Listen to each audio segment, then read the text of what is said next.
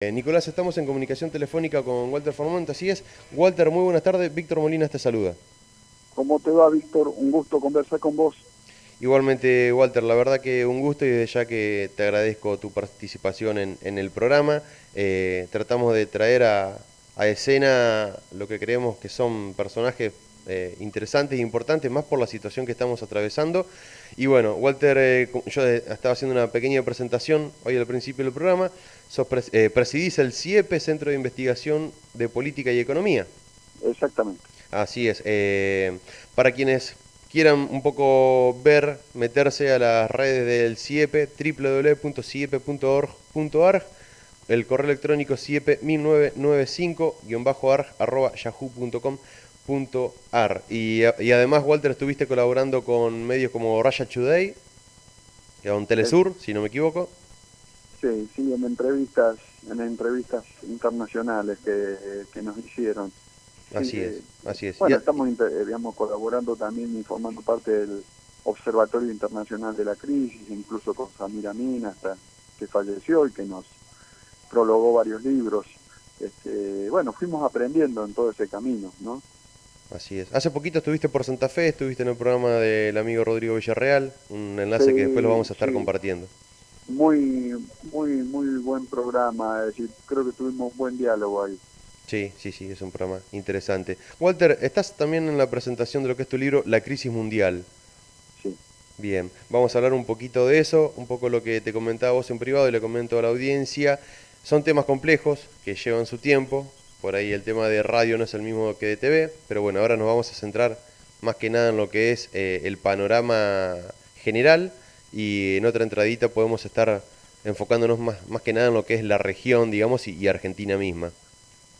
Walter, vos hablás de cómo está estructurado el poder mundial, hablas de cuatro artistas, de cuatro, sí, de actores cuatro partes, estratégicos. digamos. Claro, cuatro grandes actores estratégicos. Sí, sí, sería dos, el bipolarismo, dividido en el continentalismo y el globalismo, y el multipolarismo, Exactamente. dividido en lo que es el BRICS, Y ¿no? el del diálogo de civilizaciones a partir de el diálogo interreligioso y ecuménico, ¿no? En los planteos a partir del Papa Francisco y el conjunto de las religiones monoteístas. Así es. Walter, explícanos cuáles son las características de estos bloques del poder mundial. Mira, cuando vos abordas los temas de las relaciones internacionales de poder, que es como a veces se denomina el tema, o la geopolítica del poder, que en realidad refieren al mismo tema, pero se dicen de diferente manera. Siempre la primera gran pregunta, ¿cuáles son los actores internacionales del poder? En ese sentido, la segunda pregunta es, qué actor entró en su fase de declive y qué actor entra en su fase de ascenso estratégico, declive estratégico y ascenso estratégico?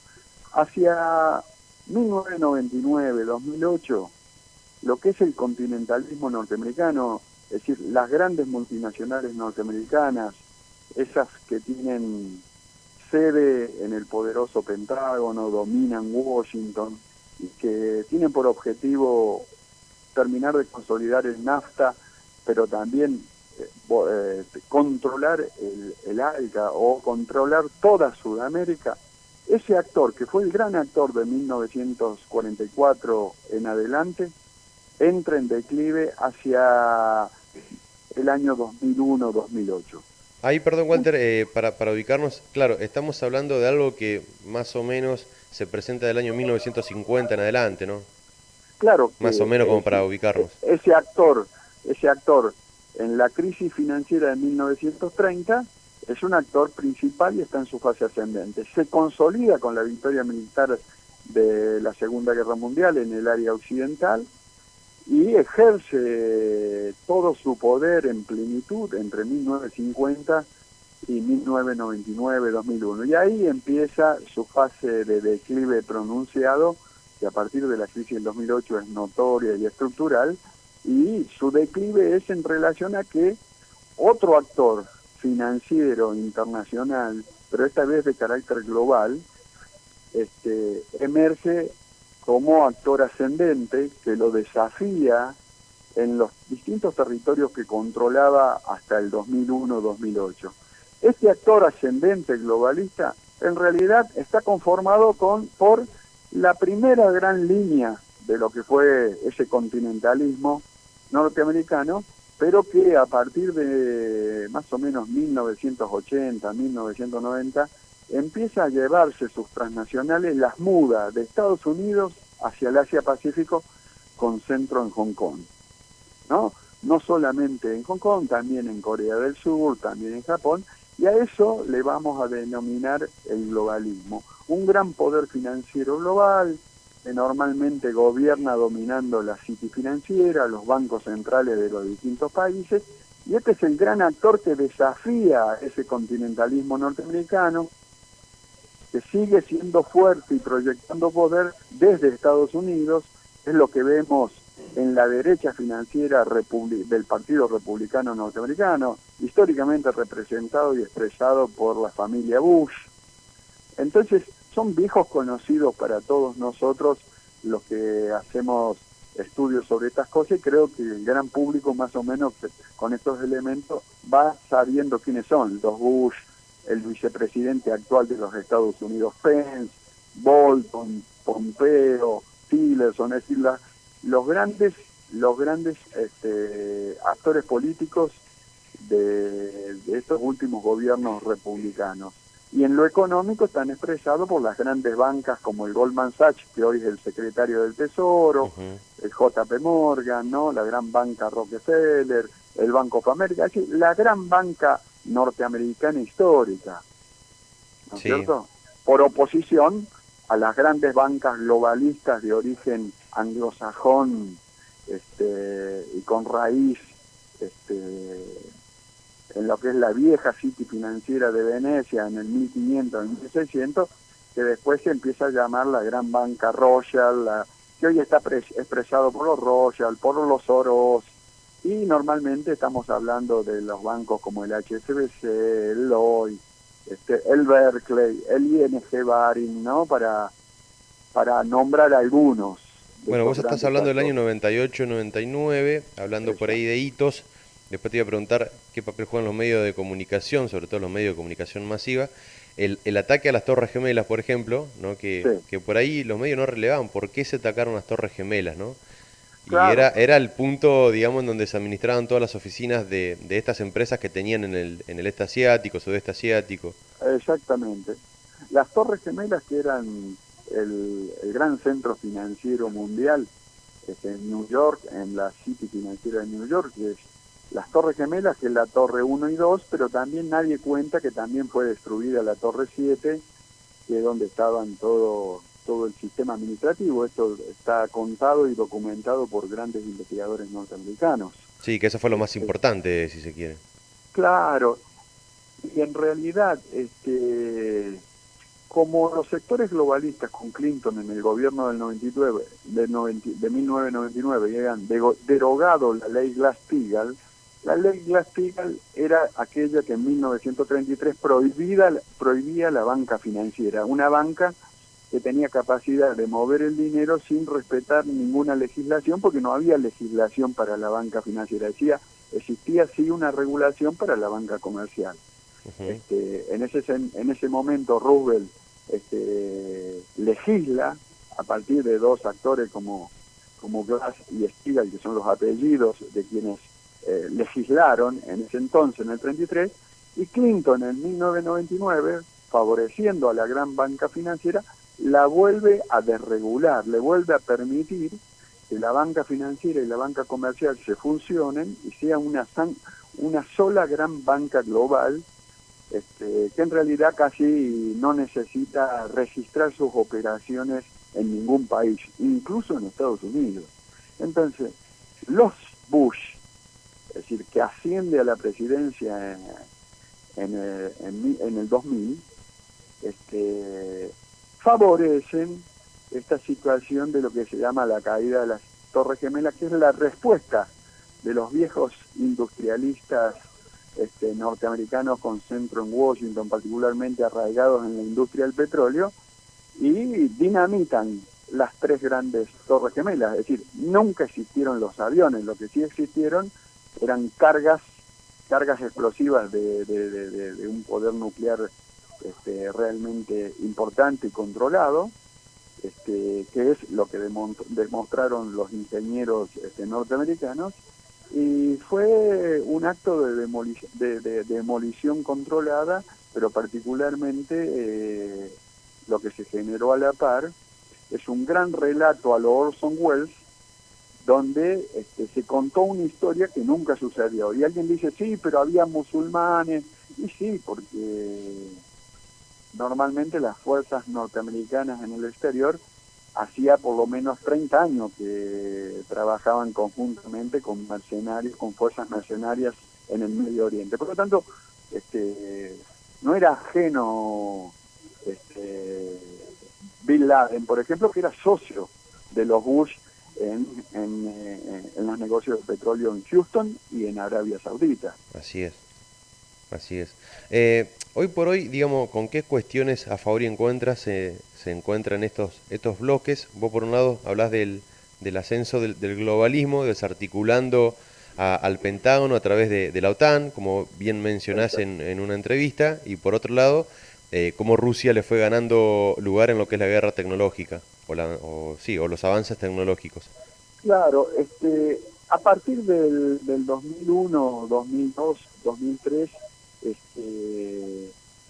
los grandes poderes globales avanzan, se consolidan.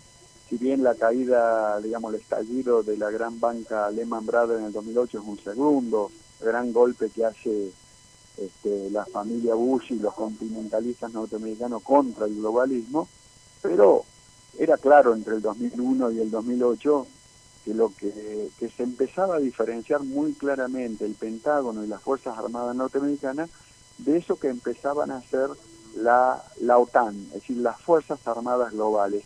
Cada vez más esas Fuerzas Armadas Globales, que se la nombra como OTAN, empezaba a tener un mando y una comandancia que no respondía al continentalismo norteamericano, incluso no respondía al ala norteamericana del Pentágono. Respondía a un nuevo factor de poder que era de escala global, donde el peso de los intereses norteamericanos había sido muy relativizado y disminuido. Entonces, en ese sentido empieza a haber una diferencia, incluso una confrontación al interior entre lo que se llaman esa estructura militar global que es la OTAN y la vieja estructura militar del Pentágono y de esas fuerzas armadas norteamericanas con proyección al exterior, pero siempre con base norteamericana. La característica de la OTAN es que cada vez más empieza a tener una base de sustentación que es global, ya no es solamente norteamericana, por más que siempre la comandancia de la OTAN tiene un fuerte componente de altos generales norteamericanos, pero ellos también están fracturados en esas dos alas. Entonces, esta situación de fractura al interior de las Fuerzas Armadas norteamericanas entre la que queda personificando a los viejos intereses y corporaciones norteamericanas y la que empieza a expresar el nuevo globalismo financiero y las nuevas Fuerzas Armadas globales llamadas OTAN, fracturan las Fuerzas Armadas norteamericanas y las debilitan. En ese interregno es el que aprovecha Rusia, uno podría decir entre 1997 y 2000, para recuperar el camino de reestructuración de las Fuerzas Armadas rusas y recuperan relativamente sus capacidades militares. Es decir, hay un gran estudioso norteamericano que se llama un alto general, creo, Cox, que dice que en realidad el hecho del avance de las Fuerzas Armadas combinadas rusas y que volvieran a sobrepasar en capacidades científicas y tecnológicas a los norteamericanos, no depende tanto del avance de los rusos, sino de la fractura y decadencia de las Fuerzas Armadas norteamericanas, Ujú. a causa de su división y enfrentamiento interno. Así es, así es. Vos casualmente hablabas, te iba a preguntar qué factores han profundizado la crisis mundial actual, pero de un carácter más estructural. Podemos hablar un poco de esto y también el panorama de lo que es Estados Unidos en sí, ¿no? Porque hay veces que se lo quiere etiquetar o catalogar a Trump de un lado y del otro y como que vos decís, bueno, no, Trump no es no está no es ni el Pentágono ni tampoco responde a los intereses globalizantes. Exactamente. Es muy importante esto que vos marcás, porque muy pocos perciben esto que vos estás resaltando, porque la crisis es tan profunda en los Estados Unidos, expresada en la confrontación entre globalistas dominando el Partido Demócrata y republicanos continentalistas dominando el Partido Republicano, que no se entiende que Trump es solo la manifestación de esa crisis estructural entre los grandes factores financieros de poder norteamericano. Ujú. Entonces, en ese sentido, no solamente es importante poner de relevancia eso, sino que el hecho de que triunfara una figura como Trump, que expresa un viejo nacionalismo oligárquico local norteamericano, es más el indicador de la dimensión de la crisis que un problema en sí mismo. Pero no es solamente Trump en Estados Unidos, sino que el Brexit, ya sea por Theresa May o por Boris Johnson ahora, que es un personaje incluso estéticamente más parecido a Trump, son la expresión del mismo fenómeno de crisis estructural de este capitalismo financiero. Un capitalismo financiero que además empieza a tener una particularidad de que su crisis en el 2008-2010 permite que emerjan los actores no financieros del poder internacional, a los cuales se denominan ellos a sí mismos multipolares, y que de nosotros vamos caracterizando como ese multipolarismo de base económico-político real, es decir, de economía real, que es el BRICS con centro en China, pero en la China de Pekín, porque la China de Hong Kong responde a los globalistas, Ujú. es de viejo asiento británico, y a partir de 1999-2007 Hong Kong también es una city financiera bajo control de los grandes bancos financieros globales. Y por otro lado, digamos, alrededor de China, la combinación del gran actor de Rusia y su área de influencia, la Unión Aduanera Euroasiática, y por otro lado la India, ese gran actor también de 1.500 millones de habitantes, que hoy en día es mucho más importante por su capacidad poblacional, científica y tecnológica que por lo que es en términos de potencia económica, porque todavía la India no es una gran potencia económica estratégica, pero sí es estratégicamente importante desde el punto de vista poblacional, Sí, como le permite de esa manera construir un actor realmente decisivo en lo que es toda el Asia Pacífico y esa Asia central que hace al corazón asiático que todos los geopolíticos han analizado en todos los tiempos. así es. Entonces, pero no solamente la crisis de la interna financiera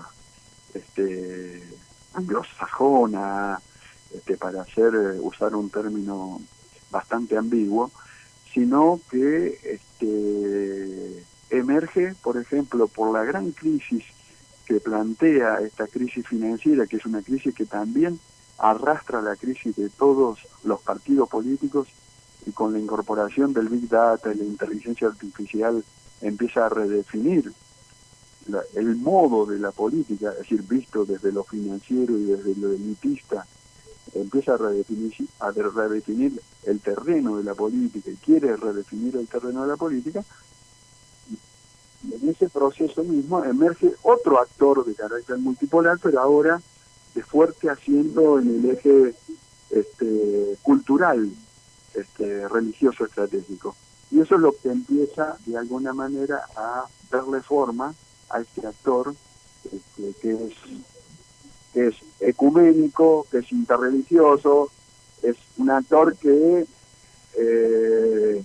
por las propias características de la crisis financiera y el contenido y la sombra de muerte y de exterminio de la naturaleza y de la humanidad que plantea en términos de proyección estratégica, emerge este actor compuesto por las grandes religiones monoteístas de raíz humanista, a la cual se suma también las religiones cosmogónicas de pueblos originarios. Y esto es un actor que en realidad hay muchos que desconocían esto podía darse e incluso desconocen todos los aspectos metodológicos y teórico-metodológico para poder abordarlo, porque no se puede abordar desde lo económico-político, sino que debe abordarse desde lo cultural, estratégico-religioso. Digamos, porque la crisis en Sudamérica y la crisis, eso que se plantea como imperio continental y nuevas religiones y un evangelismo muy asociado al golpismo y a la inteligencia artificial, este multipolarismo ecuménico e interreligioso se le responde con el sínodo de la Amazonía. Es muy difícil que lo registren todas las personas que normalmente están acostumbradas y formadas en la dimensión económico-política. Desde la economía política es muy difícil entender este actor que entra en escena sencillamente porque el mundo financiero unipolar ha llevado al mundo, a la naturaleza, a la humanidad, a un riesgo serio de muerte masiva. Ahí te voy a preguntar, ahí te voy a salir con la pregunta: ¿qué papel juegan los medios de comunicación? Porque hablas de la cosmogonía de los pueblos originarios, y me parece que hay como una trampa que se quiere tender ahí en cuanto a la idea de los pueblos originarios, los mapuches. Bueno, acá un poco lo vivimos, ¿no? Me parece que los medios juegan también un papel ahí de desarticulación en lo que es ciertos intereses de nosotros, de los pueblos que deseamos ser libres. No sé si vos lo observás a eso. Sí, bueno, particularmente lo escribe decididamente el informe Rockefeller de 1969, empieza a plantear que se necesitan nuevas versiones de religiones evangélicas fuertemente armadas de capacidades comunicacionales, e incluso actualizadas en capacidades comunicacionales. En ese sentido se estaban planteando los grandes multimedios allá en 1969-74, pero incluso hoy han actualizado y esas grandes religiones se arman a partir del manejo del Big Data y de las comunicaciones, de las formas comunicacionales centradas en redes sociales y en inteligencia artificial. Pero además han sido religiones que han abandonado la raíz humanista y se han pasado a lo que se llama la teología de la prosperidad. Es decir, han dejado,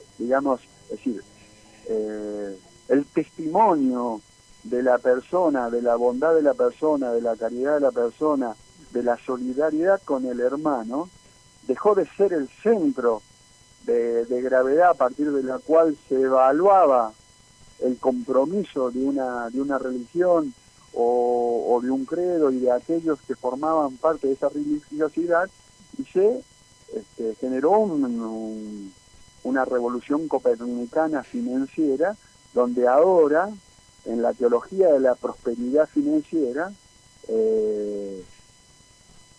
la carga de la positividad está puesta en términos de cuánto el creyente aporta a la iglesia en términos dinerarios y cuánto esa iglesia junta y recauda diaria y mensualmente en términos de porque la magnitud del ingreso y del beneficio económico que produce esa actividad religiosa es una es es la ecuación que da el significado de imagen y semejanza a cuánto Dios te quiere y te reconoce, porque se dice, se plantea la gran ¿cómo se llama? Pauta de que el éxito económico guarda relación con cuánto Dios se encuentra alabado por lo que haces, porque eso se manifiesta a partir del éxito económico. Es decir, ya no es la pobreza, la solidaridad, el compromiso con el otro, toda la vertiente del despojo sanfranciscano, lo que es de alguna manera la imagen de cuánto yo me acerco a Dios y a la bondad por la caridad, sino que ahora en la teología de la prosperidad, de ese neopentecostalismo que está diseñado artificialmente desde usinas de poder científico-tecnológico, el centro de gravedad está puesto no en la caridad, sino en la prosperidad económico-financiera de esa unidad de propalación de discursos religiosos. Así es, sí, algo que encuentra su fundamento en el Antiguo Testamento, digamos, si uno lee la Biblia, tiene Claro, más que nada, o sea, de hecho muchos grupos evangélicos tienen mucha mecha más en el, en el Antiguo Testamento y desarrollan esto.